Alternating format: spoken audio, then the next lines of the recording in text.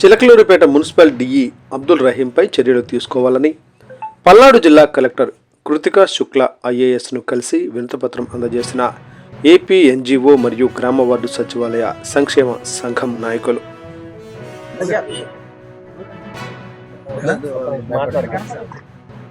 నా పేరు ఎం రామకృష్ణ.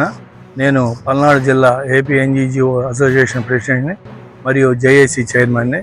మరి 3వ తారీఖున చిలకలూరిపేట మున్సిపాలిటీలో పబ్లిక్ ఎమ్యూనిటీస్ సెక్రటరీని మరి అక్కడ చిలకలూరిపేట డిఈ గారు మరి మాటలు వినలేనంతగా దుర్భాషలాడుతూ వారిని తీవ్రంగా మనోవేదనకి గురి చేశారు.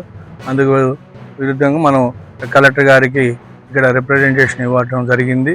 మరి ఆయన గత సంవత్సరం నుంచి కూడా మహిళలు ఉన్నా కూడా అదే పదాలు వాడుతూ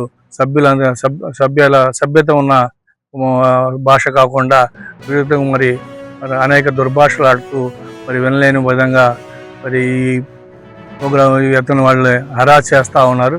వాళ్ళని మీద చర్య తీసుకోమని చెప్పేసి మన జిల్లా కలెక్టర్ గారికి మెమోరాండం ఇవ్వడం జరిగింది.